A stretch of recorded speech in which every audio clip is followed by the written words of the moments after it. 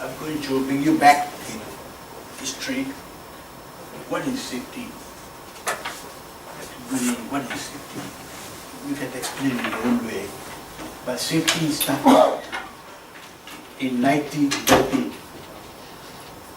In 1930, safety started, and you can see you can see the first clip there.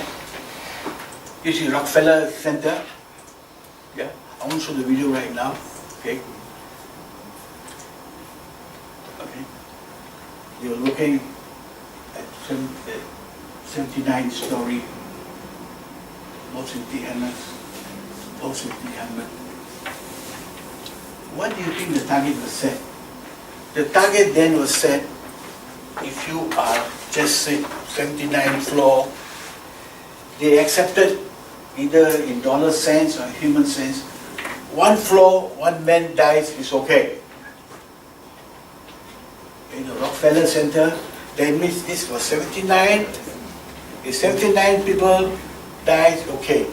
If 80, not acceptable because it exceeded the floor. And these people, they die, they get nothing because they signed the contract, the indemnity, they just wave off. Because in 1920 there was a depression. So in 1930 they start building up. Right? This is how life was dead. So there was two methods. Another method was every 1 million, one life was acceptable in 1930. In 1940s also, right? And this is how it was, right? And if you look at the other one, is a bridge. This is Golden Bridge, San Francisco, right? And this bridge is like 2 kilometers long. And anybody drops from there, instantly they die because it was icy cold. Right? And to avoid this, they put that safety netting there. And then this is where they never thought of any lanyard, nothing. This is 1933. If anybody dies, here they got different 1 million, one dead. The building one floor, one dead acceptable, right? So there was a lot of migration coming from Europe and elsewhere. This is where they started. They had the safety helmet in case somebody dropped. At least he don't. There was ICC. Safety helmet and safety netting was introduced in 1930. I'm going to show you a video clip, give you an example how they were working then.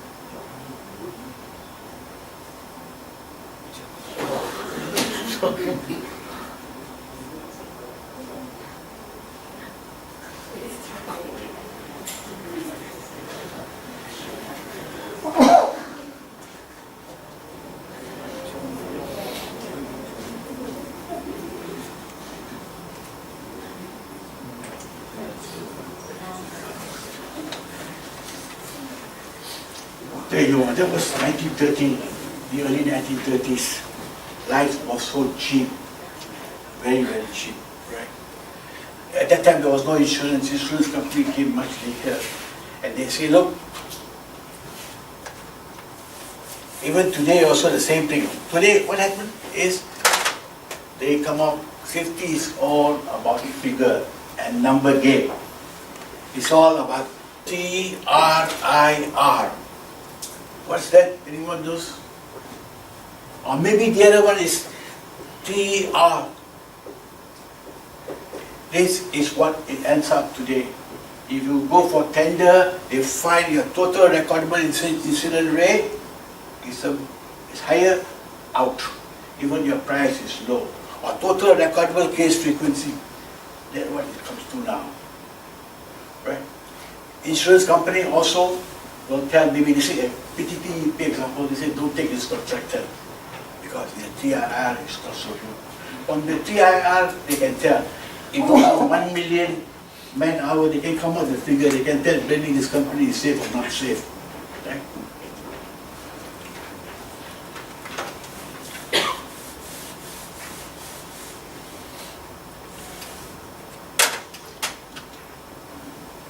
Now, talking about my department, how many of you would like to become a safety officer? A safety. 1930, life very cheap. Now you got a feeling. You want to be like me. You want to tell people, hey, wear safety helmet, safety glasses, so on and so forth. You like duty of care. You like, I'll tell you how to be a safety. Okay? Very simple. This is my diagram, right? This is you.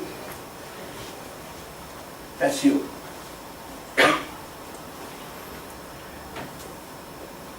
You're growing up. You have education, primary, secondary, college, tertiary. You want to work. You join Nippon Steel. Good company.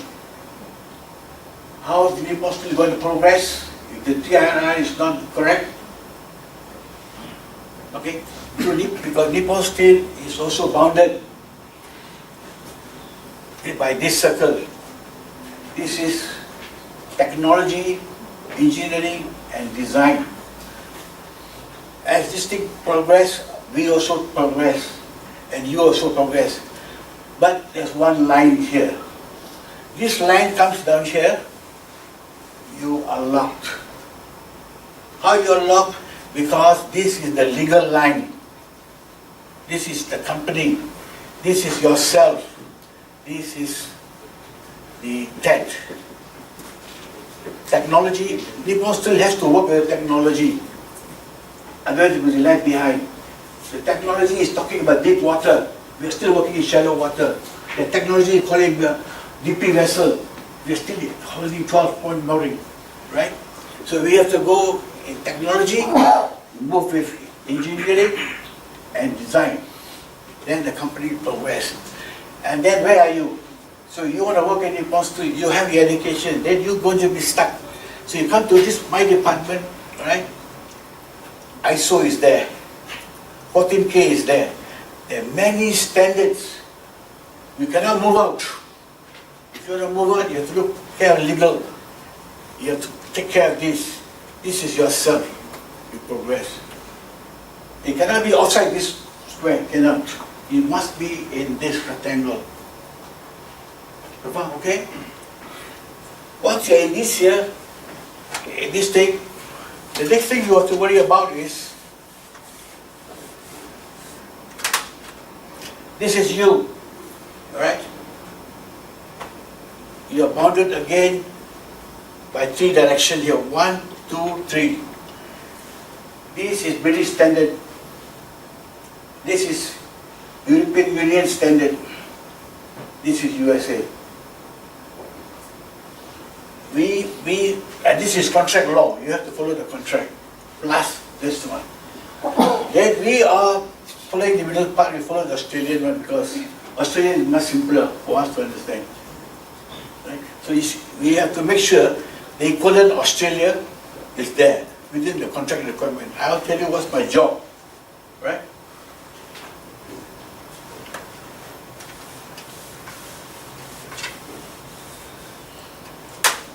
Okay, next one. Okay, I'm going to tell you about my journey. Okay. My journey, I come from drilling. Many years ago, I worked on a drilling. If you know the BP Horizon, I worked on a vessel like BP Horizon. This is a Zapata drilling investigator. I was back-to-back an investigator and navigator. I was an advisor. Drilling. If anything, we have a blowout, I will lead the man. Right? Because of my military background, I was a commissioned officer in Singapore. This is upstream. This is another drilling rig, DLB. This DLB is 264. Another one was the 269. I was working on this one, another one 269 in Gulf of Mexico. In 1990s, the Typhoon Roxanne came in, the other vessel just collapsed. The 269. This is the 264. So I got upstream, drilling, pipe laying. This is Singapore. This is refinery. I work in Singapore, Exxon refinery. I'm a Singaporean, I have to find and make a living. So I work here also. I was a fire advisor here because I'm engineer from the Fire Institute of Engineer. Okay, this is my background. I studied in the Polytechnic in the School of Nautical Study, Admiralty Laws. I decided to go to university in Singapore to pick up the radiation. I wanted to work on a nuclear ship. So this is my background. I have been working with Nippon Steel the last 20 years. I've been to Japan about 3 times. I've presented many times. This is, you can see me there standing there. This is one of my presentations with the management. I had a very good dialogue with each management. You can see there. There are many other pictures, I'm not going to show all that. And this is the job, suckling. I had to go there and train them in case they drop into the sea. How to wear immersion suit, because I'm one of the licensed trainer. I saved money, so I went there personally to train them. So when I went to Japan, I was very interested. The first thing, I wanted to see the Yasuo Pudding Shrine. You are Japanese, I'm sure you have been to the Yasuo Pudding Shrine. Why? Because if you go to this shrine, on the right hand side, you will see this man. This man is an Indian man. He's a lawyer. He is the one who defended the 25 people. He's the only judge said they are innocent. Right? I want to be like him. He is my idol. Okay? So I give my background now. Osmo Peter Sausan, I work on a project as a safety manager, certified safety manager in Malaysia. And at that time there was one gentleman, Kaisuke Sugimoto-san. I don't know how many of you remember him. Can I have a hand? Remember anyone? Modak-san? Anybody else? Only Modak-san. He was the legal manager in Singapore and Malaysia. I worked with him for 2 years in Malaysia. Yeah? And that's where I picked up the corporate. He is the one who asked me to come down to work in Singapore because we were bidding for the Natuna pipeline project. He says, you come and work down here, right? So I worked with him in Singapore. This is 3 years on the job training under him. After that, we couldn't get this job because our price was 400+ million. It was a McDermott job, really big again. We put our price 400 million. Yeah? Because we took all the survey into consideration. What else? You remember that? You were working at the Bimal, right? At that time? Long time back. Long time back. Yeah. But Bimal was the one that was dealing with me. For this project, I was the environment manager. Right? So I have to be a certified environment manager. He couldn't get a job. Mr. Norio Kaidasan, he was the QMS. He had about 70 people under him, including Mr. Sridhar also. I know nothing about QA. I was under him for 5 years, from the year 2000 to 2005, quality manager, right? And then Toro Arasasat, we got this suckling project, I have to go to Europe, and environment manager. Today, I'm combining all these products. I'm also in that box, right? It's very hard, but that's a technique, all right? You got so many things to remember. It's very easy. Everything you tell me, I will not think of ISO or think of vicarious liability. What happened to me or my company? I always think from legal point. Everything's legal point. Yeah? You have due diligence, vicarious liability, then you can remember. I specialize usually all in this. Either I have diploma or certificate. So anything I look at ITB, I will look from this point of view. There's so many things. Otherwise, people all they remember single thing. ISO. No. You take the statutory requirement. You remember from that point, everything comes up. Now, to be in the safety department, you require ikigai. Am I pronouncing? Osato-san, am I correct pronouncing? You must have this. If you don't have this, you cannot be. You cannot be me. Alright? Iki means life. What are you here for? Life. One moment you're here, next moment you're gone. Yeah? Kai is meaning realization of hope and expectation. I hope we get block B. I hope the expectation of the company continue. I pledge many times my loyalty to Mr. Osato-san and say, Mr. Osato-san, I can only give you loyalty. Right? Okay, so you must think, ikigai is, if you say what I'm good at, combine your profession, then you must have passion, the ambition, right? What I love, what the world needs, what I can be paid for. Company pays. If you do job, you are in profit, you will pay. Right? Yeah. So this is ikigai. If you have this, you already got something in me, like, okay? Now this is the responsibility, my responsibility. Okay? This is what I have, about 9, including 10 in ikigai. Okay, this is what I do. Responsible management.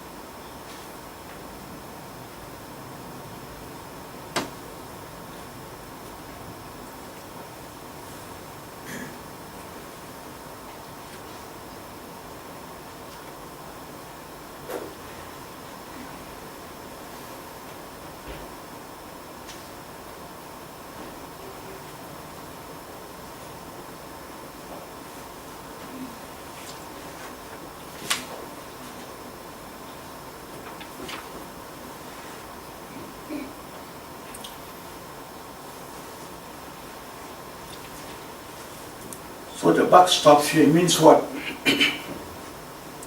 Basically it means this. Yeah? If this is Osato-san, this is myself. If anything happens, yeah, we have to contact Tokyo Legal, and we have to fight the case. Could be in Thailand, could be in Singapore. We have to get a local legal company, and this is how we are locked in. I'll give you an example of a few cases. The director is overall in charge. If something happened to the company, 50% of the responsibility he can throw at me and say, this gentleman is day to day. Right? I have to share day to day. He's overall. But he say, yeah, I'm a director, I'm looking after the company. But day to day is Mr. Ram. So 50% of his burden is already solved. I have to give an evidence exactly, yeah, where the thing lies. I'll give you a good example as I present. So one of the job I do every day, I don't know how many of you see, I'm talking every day to the document engineers. I'm giving them a work instruction. What I do every day is align and coordinate requirement and response to various parties in relation to specific aspect of the project. Currently, I'm coordinating with Trumodaxman to the citizen. Like they are asking for a block B of a typhoon procedure, sail out procedure, yeah, used to align and coordinate the emergency response procedure for company and contractors. Okay, okay. In a contract, contractors shall perform the service without undue delay and shall comply. Okay, the contract basically relevant. Contractors shall perform the service without undue delay and shall comply with the term of this contract and good oil and service. This word good oil and gas field practices is very vague. It will tell you follow the US, follow the European Union, follow the British standard. Yeah, because good oil and gas field means the North Sea standard. North Sea standard, they pay big money. Here they don't pay big money, but they expect good, the word good. So this one asked to prove which is the best one, right? The contract says contractors shall perform the service without undue delay. Okay. Comply with terms of this contract and good oil gas versus bridging document. Now this is the biggest problem. This is the biggest problem. This is very, very hard. Okay. It clearly tells you in every contract, right? It tells you contractors will ensure the proposed operation are carried out in accordance with applicable local law. Local where? Thailand, you have to know local. Okay, and next thing they say, local government regulation, company and contractor standard, industry standard, worldwide standard referred to or incorporated in the contract, best practice and all other relevant standards. Now we have a problem because we are breaching the document. We have to make a decision. Especially the QHSC plus security, right? And then you have to have a reasonable caution as to prudent man would have exercised under such a circumstances. Audit. What kind of audit they want to do? What kind of standard? Yeah. Record of compliance, training. Now these are some of the things, okay, you have to look into and say, look, we have to use due diligence. Basically, policy of PTT example, our policy, what's the industry standard, what's the contract language, you have to bridge the document language, right? This we're talking here about level 3, level 4 document. Use identical standard in contract and bridging document, okay? Watch out for counterparty setting different or higher standard. You already bid for the job at the lower price. Suddenly the contract is moving, they want a higher standard. McDermott is the only company who will not allow this. They will ask for change order. Yeah? This is, we normally don't use that, but we use technical query change order. They make more money. They bid low, they want higher standard, they say look, price change. Avoid the language, okay, this is another thing. Can you move on? Okay, this is the thing. A good contractor will perform generally expected oil field practice, maintaining, drilling, so on. Bad contractor, okay, you have to make the decision. Operating a high standard, but then you lose money. Because it's a bit low. That's bad. You think you're doing very good. If something happens, you go to court, you end up paying. Yeah? The good one is, this is the same thing but good. This is bad. Because it says here, high, operate the highest standard. This reasonable is better. Highest is up. Reasonable is approved code of practice is okay, correct? In the event, this is very good. In the event of a conflict between bidding agreement and the contractor or contracts will prevail, the safety management system of the contractors are governed. Our management system, not theirs. We will go in court and say, look, this is ours because we are certified. Right? We are certified. So we will use ours. Yeah. It's very ambiguous. You have like that, if something happened, we are in trouble. There's one contract, we had a problem. I don't know, you all know, the Jintan pipeline. Mr. Sridhar, you are aware of it? 52 million have to pay back because water went into the pipe. Then you look back in the contract. Am I correct, Mr. Sridhar? And sell banners. Okay, so this is, you think everything is okay, but if you don't read, if you don't have legal background, then you get into trouble. Okay, this is the very bad. If you have something like that, you like it. The practice of we at all times to follow policy procedure in the safety management system, company A, and to adhere a fault in the minimum service bridging document. Parties agree at all times. Yeah? So our marketing to go and negotiate because the world is moving this direction. You know, we cannot follow. This is very bad. Okay, this is an example I give it to you. We had a problem here. Just hold on. This is an anchor handling chartered by TNS, caused a MGU leak at Malaysia, and they want to sue us for 100 Malaysian ringgit. Okay, this is some of the advice I've given. Okay, first advice, dated 4th December, given by email to Tokyo. Because the legal department in Tokyo, they wouldn't know. I have to give them all the information, right? Second advice, it is not the case who is responsible to report, but an issue of due diligence plus liability. This is what I told Tokyo QHSE department. Third advice, the owner of the ship should take responsibility, not the charterer. In this case, TNS shall be exempted unless any fault the charterer account agree. This is BIMCO advice to refer to EIA. Otherwise, we pay this amount of money.